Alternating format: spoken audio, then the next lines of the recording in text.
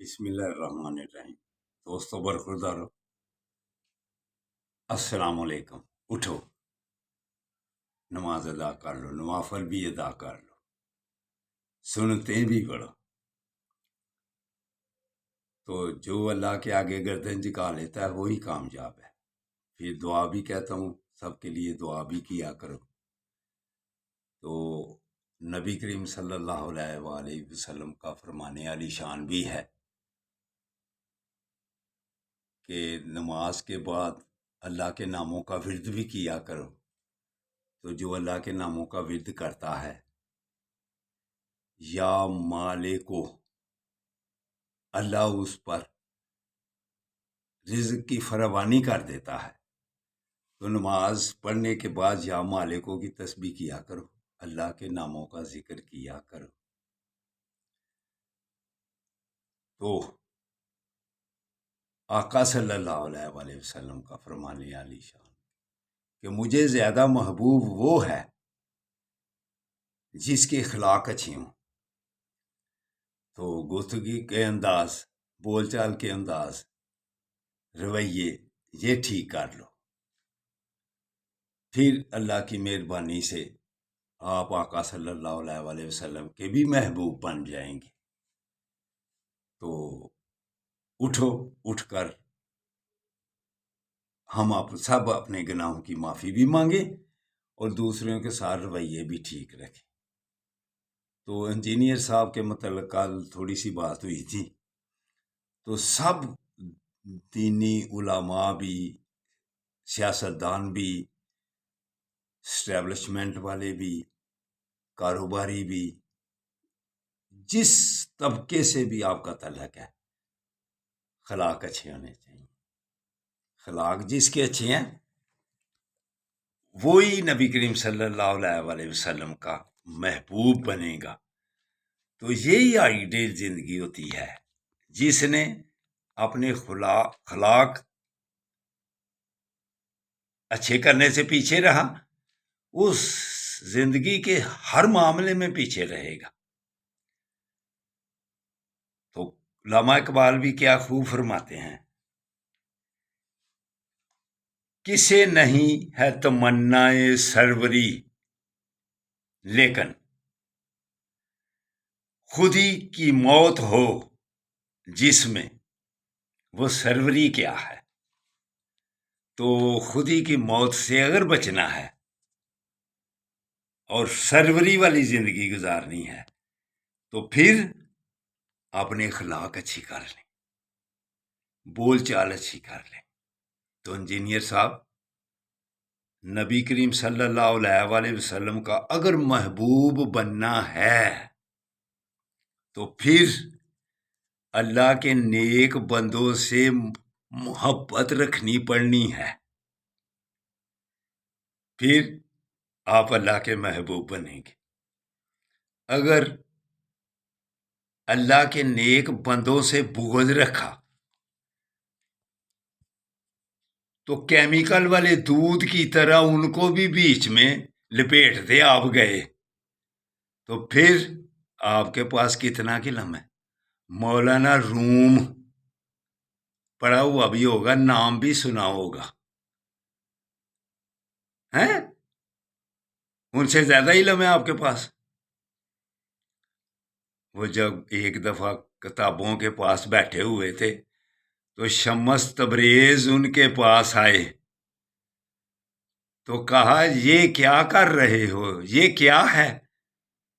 تو مولانا روم کیا کہا کہ آپ کی سمجھ سے یہ بالا ہے۔ تو انہوں نے وہ ان کی کتابیں پکڑ کر پانی میں پھینک دیں۔ تو پھر انہوں نے کہا، مولانا روم نے کہا کہ یہ کیا؟ تو انہوں نے جواب دیا، یہ بات آپ کی سمجھ سے بالا ہے۔ تو خبردار، بابا بابو، بابا بابا کہنے سے تضحیق کرو گے اللہ کے نیک بندوں کی، اللہ کے بندوں کے گستاخ بے ادب ہو جاؤ گے۔ تو بے ادبی تو عام بندے سے بھی اچھی طریقے سے گفتگو کرنی چاہیے،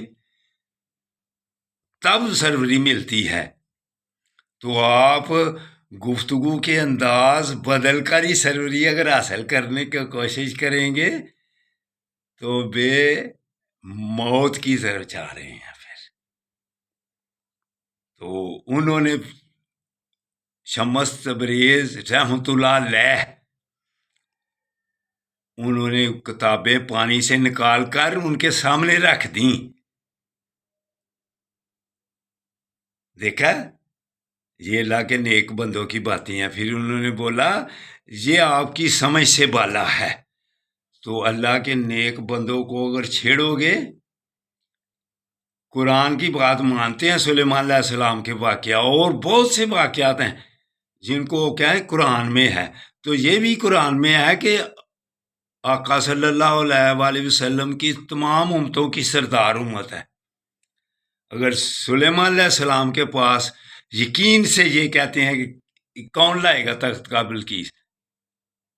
بلقیس کا تخت کون لائے گا، تو جو نبی کریم صلی اللہ علیہ وسلم کی شان ہے، اور نبی کریم صلی اللہ علیہ وآلہ وسلم کو اپنی امت پر یقین اور پتہ ہے کہ نبیوں کے بعد اب قیامت والے دن علماء، اللہ کے نیک بندے یہ دین کے وارث ہیں۔ تو اس لیے نبی کریم صلی اللہ علیہ وآلہ وسلم کی امت کے بلیوں کے بارے میں ایسے الفاظ بولو گے تو پھر تباہی ہے۔ تو بھاز آ جاؤ، نبی کریم صلی اللہ علیہ وآلہ وسلم کی امت کی بڑی شان ہے۔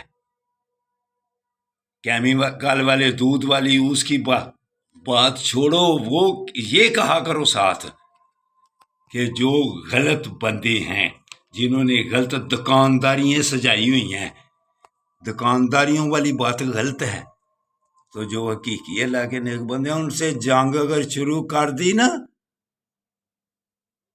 تو پھر چین بھی نہیں آئے گا، سکون بھی نہیں آئے گا، اور تباہی کا راستہ بھی اختیار کرتے جاؤ گے۔ تو اٹھو دوستو، اللہ کے نیک بندوں کی مدد بھی حاصل کرو۔ کہتا ہوتا ہوں 4 بندے، 4 کیٹیگری ہیں آدمیوں کی، تو 3 بن جانا، چوتھا بننے سے پیچھے رہنا۔ تو انجینئر صاحب سوچ لو، یا تو اللہ کے بزرگ بن جاؤ خود،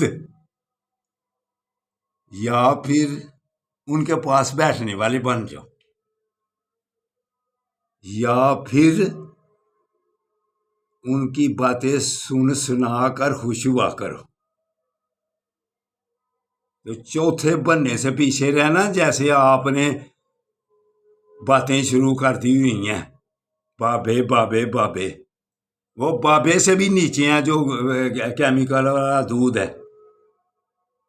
اصل دودھ کو خبردار کچھ بات کی تو وہ اللہ کا نور ہے، جو بھینس گھاس کھاتی ہے اور اس کے بعد اللہ پیدا کرتا ہے۔